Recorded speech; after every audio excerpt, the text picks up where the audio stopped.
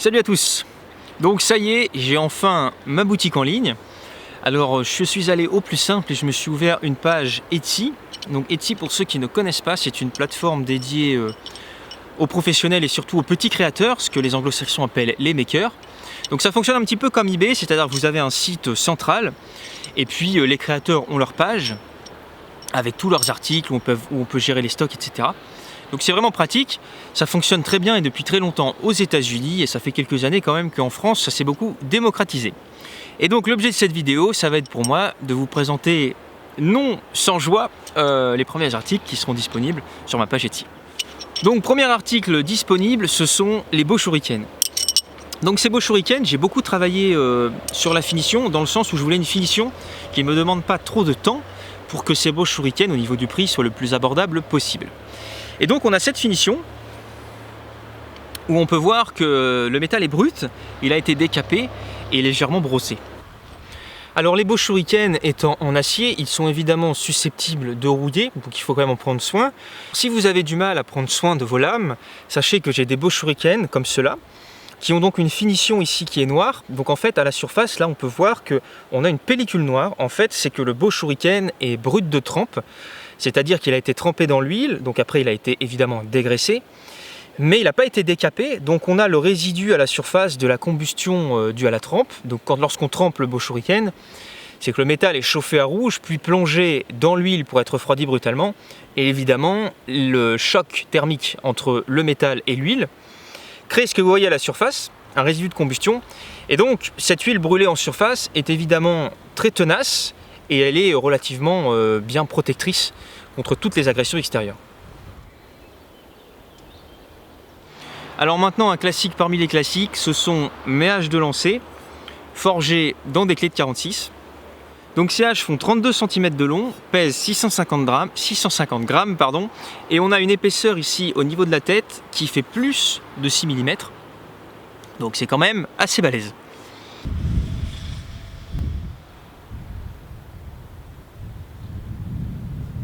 Alors jusqu'ici, j'étais toujours resté sur des clés de 46 pour forger ces haches parce que j'estimais que c'était le meilleur compromis en termes de taille et de poids. Mais récemment, je me suis mis à en forger dans des clés beaucoup plus grosses, comme celle-ci. Donc là, on est sur une clé de 60.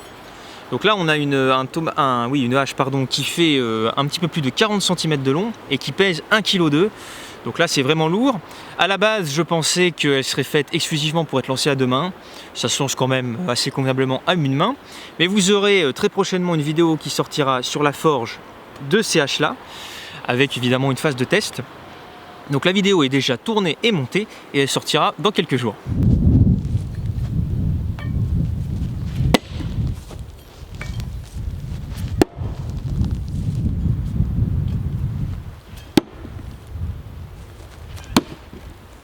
Alors, autre grand classique, ce sont mes kamas de lancer. Donc, les kamas sont forgés dans des clés de 41, donc un petit peu plus petits que les haches. Ils font une trentaine de centimètres de long et pèsent environ 450 grammes. Alors, j'ai fait une vidéo il n'y a pas si longtemps que ça sur la forge de ces kamas, et puis sur le lancer de ces kamas.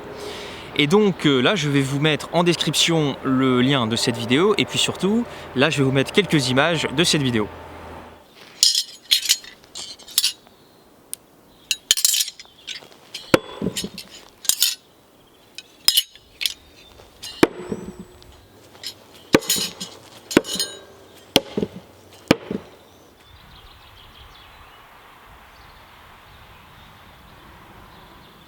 Et pour finir, on recommence. Et pour finir, les batarangs. En fait, j'ai vu les beaux shurikens, donc je me suis mélangé. Alors les batarangs, ils font 19 cm et demi d'envergure.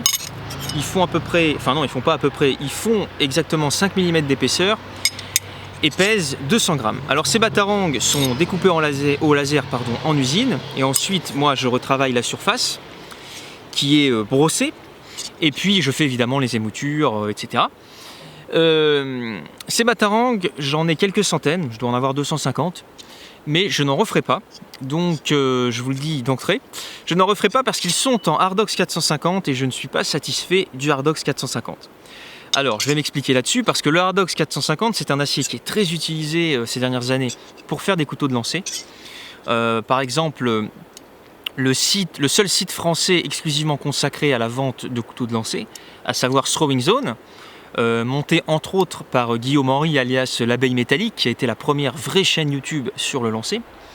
Sur ce site par exemple spécialisé, vous retrouvez beaucoup de couteaux en Hardox. Et si vous rentrez dans le monde des lanceurs, que vous intégrez les groupes Facebook, etc., dès que vous allez venir poser des questions sur quel couteau pour débuter, etc., on va quasiment toujours vous renvoyer vers Zitoon Knives. Donc Zitoon, il fait des couteaux en Hardox. Et vraiment, si je vous dis tout ça, c'est pour vous dire que le Hardox 450 est vraiment communément admis, démocratisé dans le monde des lanceurs. Et de très bons lanceurs lancent avec du Hardox, il n'y a pas de problème. Sauf que pour moi, la qualité du Hardox ne correspond pas du tout à l'idée que j'ai de ce que doit être une arme de lancer, puisque pour moi un couteau de lancer c'est avant tout une arme. Et donc avec le Hardox 450, on n'a pas du tout une arme, parce qu'en fait le Hardox 450, ça fonctionne très bien si vous faites du lancer sportif, et que vous lancez que sur des cibles en bois. À partir du moment où votre couteau va taper un autre couteau, va taper un mur, ou va taper quelque chose de quand même relativement dur, la pointe va se tordre. Et donc si vous voulez une arme dont la pointe se tord dès que ça rencontre quelque chose de dur, c'est une arme qui est hors d'usage au premier raté, on va dire, ou à la première difficulté.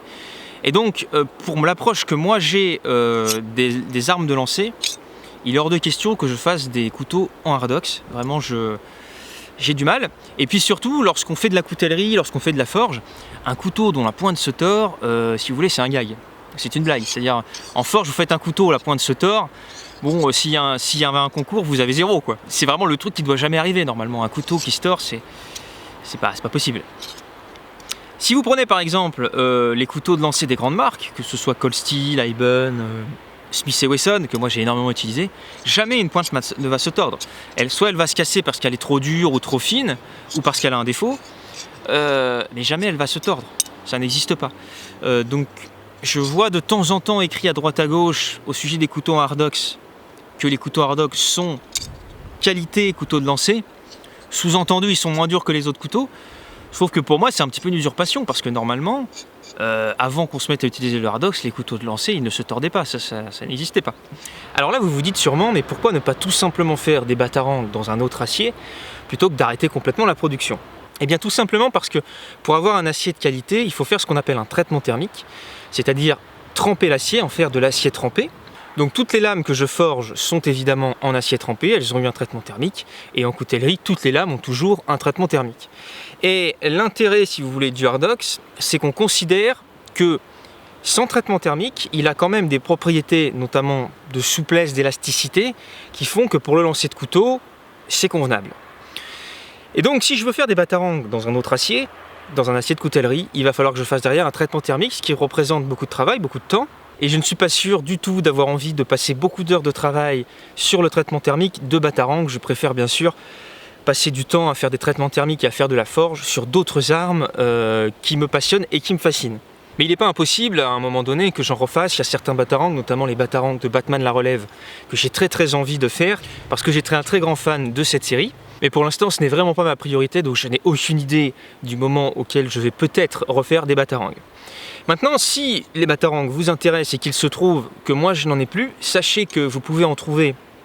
Alors je ne sais plus si Zitoon en fait encore, parce qu'il en a fait pas mal, mais surtout il a un ami à lui que vous pouvez trouver sur internet sur Facebook en tapant Bat Factory. Donc Bat Factory. Vous aurez une page Facebook qui renverra un site.